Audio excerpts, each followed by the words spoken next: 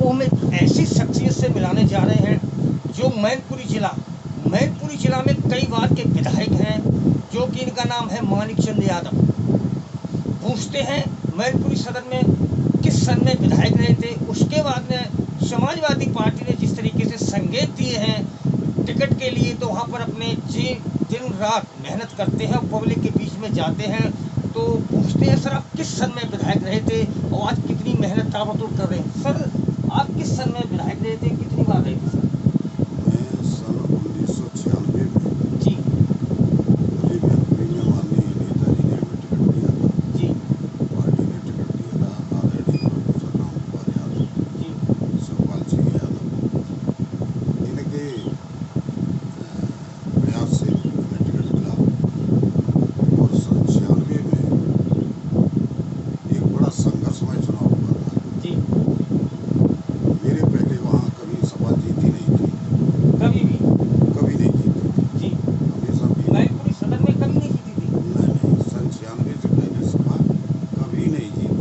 जी ये सबको विदित है, सब जानते हैं, राजनीतिक लोग भी और पब्लिक के लोग भी। जी और पब्लिक में जो वरिष्ठ लोग हैं, जो उम्रदराज हैं, उनको तो सबको पता है। जी जी तो हमको टिकट दिया था और मैं चुनाव लड़ा। आप किसके खिलाफ रहे थे बीजेपी में? दरअसल वैसे पहले ऐसा हुआ था कि उपदेश सिंह चौहान जो फेवर वाले थे, उपदेश चौहान बेवन जी। हाँ, जी उनको टिकट दिया था भाजपा ने। वो जेल में थे, जी जी किसी केस में बंद थे।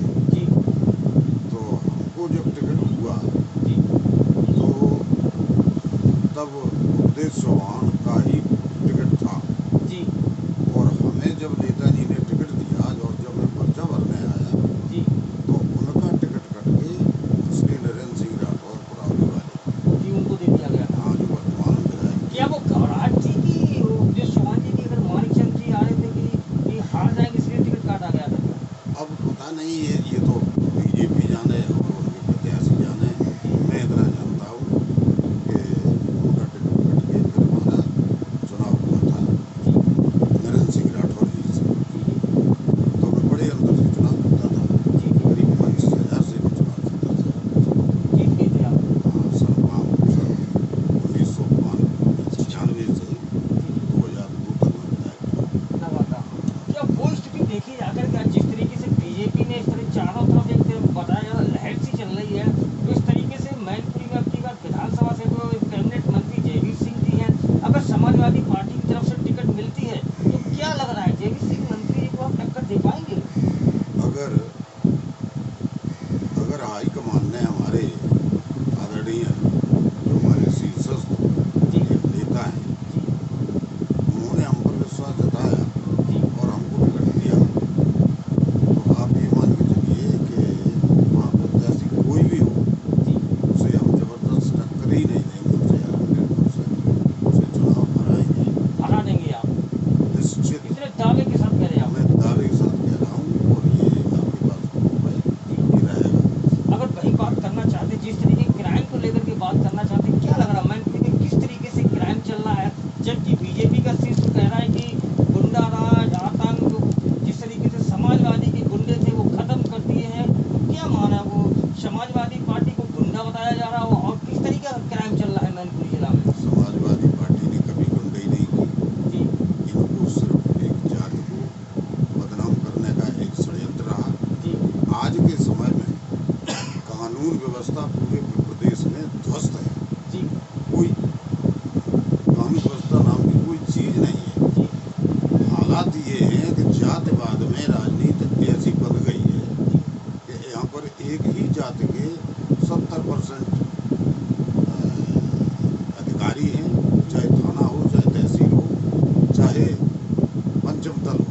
जी 70% एक ही बिरादरी के, मुख्यमंत्री जी की बिरादरी के नेता क्या नाम अधिकारियों का कब्जा है।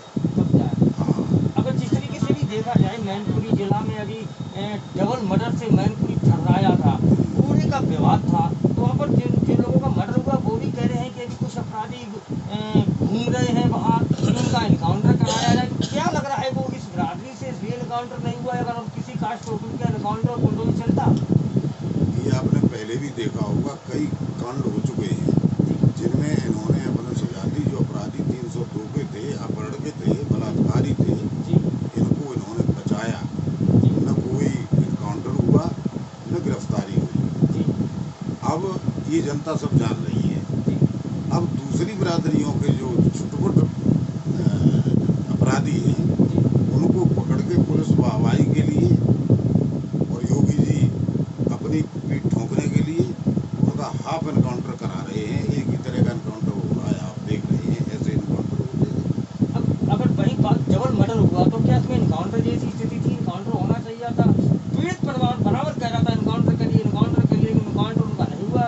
क्या वो कि राजनीतिक मामला था? किस तरीके से उनको पुलिस ने पकड़ के जेल में डाला? दरअसल सही सी बात तो ये है कि कानून व्यवस्था और संविधान, इन्होंने संविधान को खत्म करने का पूरा प्रयास किया है। अब भाई किस कानून के तहत आप एनकाउंटर करोगे किसी का? लेकिन आपने एनकाउंटर किए हैं तो इसमें भी होना चाहिए था। इसमें भी होना चाहिए था। तो जिस तरीके से एक बड़ा मुद्दा बन के चल रहा है पूरे देश में कि वोट चोर राहुल गांधी ने कहा, वोट चोर गद्दी छोड़, तो क्या लग रहा है इसका मुद्दे को, इसको बयान को जमीनी स्तर पर किस तरीके से देखा जाए? जमीनी स्तर पर पब्लिक पूरा जान चुकी है और ये भी जान गए हैं कि जितनी भी, चाहे हरियाणा हो, चाहे क्या नाम आपका ऐसे, चाहे दिल्ली हो, अभी ताज़ा उदाहरण है कि इन्होंने वोट चोरी करके ही सत्ता हथियाई है।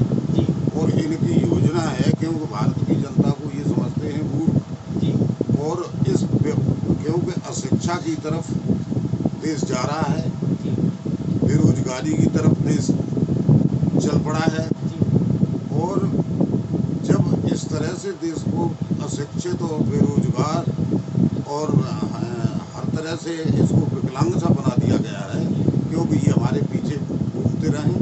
हम चाहे कांवड़ यात्रा हो, चाहे धार्मिक विवादों में हिंदू मुसलमान अगड़ा पिछड़ा, इनमें उलझा के हम सत्ता पर काबिज रहें, ये इनकी नीति है। वोट चोरी का तो इसलिए साबित है कि आदरणीय प्रधानमंत्री नरेंद्र मोदी जी भी शुरुआत दौर में चुनाव हारे थे, बनारस से चुनाव हारे थे और हार गए थे, और वो हारा हुआ व्यक्ति जो प्रधानमंत्री बना बैठा है। लेकिन 1.5 घंटे बत्ती गुल रही, उसमें क्या खेल हुआ और उनको जीता। क्या लगता है अगर उत्तर प्रदेश में बीजेपी सरकार ना होती तो क्या प्रधानमंत्री नरेंद्र मोदी जी बनारस से सीट हार गए थे? निश्चित हार गए थे।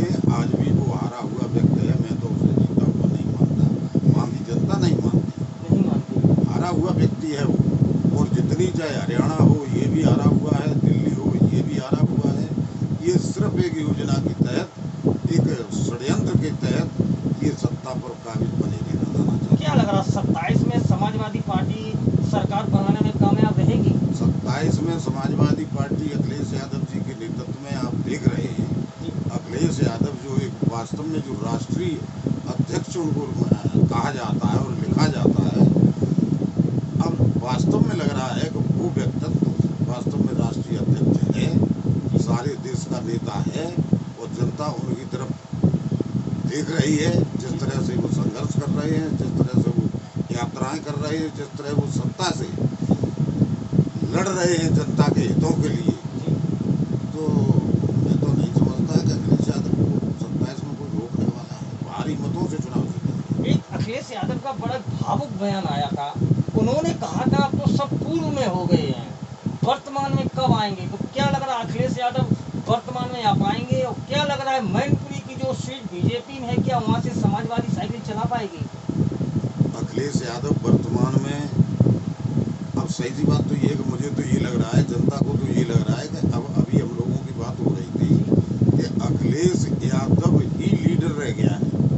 अखिलेश यादव और मैनपुरी की जो सीट की बात आप कर रहे हो, तो सीट वहाँ कितना भी दबंग, कितना भी ताकतवर प्रत्याशी बीजेपी उतारे, अगर ठीक से विदृढ़ हुआ तो मैं दावा करता हूँ कि मैनपुरी की सीट आपके झोली में आएगी, समाजवादी की सीट। हाँ, समाजवादी पार्टी की झोली में आएगी। इस तरीके से आप देख सकते हैं, जो कि हमारे साथ बैठे, हमारे साथ पूर्व विधायक मानिक चंद जी थे, उन्होंने कहा था पहली बार मैंने मैनपुरी सदर की सीट जीत समाजवादी पार्टी को जीत के नेताजी के हाथ को मजबूर किया था। वहीं पर फिर बताया है कि अगर बीजेपी में जिस तरीके से कैबिनेट मंत्री जेवी सिंह चौहान जी हैं वो वहां से सीट जीते, तो उन्होंने कहा अगर समाजवादी राष्ट्रीय अध्यक्ष जी से अगर आप फिर मुझे मौका देते हैं तो जीत का दावा किया है कि मैं फिर उसी तरीके से चुनाव लड़के एक बार फिर राष्ट्रीय अध्यक्ष अखिलेश यादव के हाथों को मजबूत करूंगा। एसीपी इंडिया ने चैनल से ध्रुव सिंह यादव।